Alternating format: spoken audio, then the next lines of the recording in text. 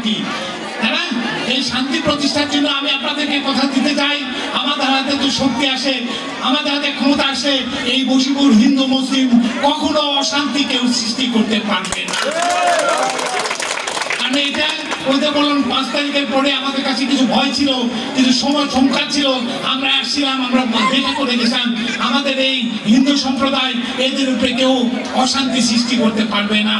আপনাদের যারা বয়স্ক মানুষ আছে জানেন, এই গ্রামটা একসময় স্বাধীন ইউনিয়নে ছিল। 1948 সালে আব্বা ইউনিয়নের চেয়ারম্যান ছিলেন, উনি বিহারিকে হত্যা করে এখানে রায়ট বন্ধ করছিলেন, মনে থাকার কথা আপনাদের, জানেন না? ঠিক সঠিক, নিজের পিস্তল দিয়ে গুলি করে তখন বিহার থেকে এসে হিন্দুদের উপরে রায়, ওই হিন্দুদের উপর অত্যাচার শুরু করেছিলেন। আব্বা নিজের পিস্তল দিয়ে, তুমি এই গ্রাম আমার ইউনিয়নে ছিল, সাদিকা ইউনিয়নে, ওটা রেলগেটে, হ্যাঁ ওটা রেলগেটের সামনে আব্বা নিজের পিস্তল দিয়ে একটা বিহারিকে গুলি করে এই এলাকার রাইট হইতে দেয়নি। এটা তার রক্ত আমার মধ্যে আছে। যে কোনো আমাদের এই হিন্দু সম্প্রদায় বা যে কোনো সম্প্রদায়কে কোন রকমের অত্যাচার নির্যাতন হলে আমারও অবস্থা একই রকম হবে। আমি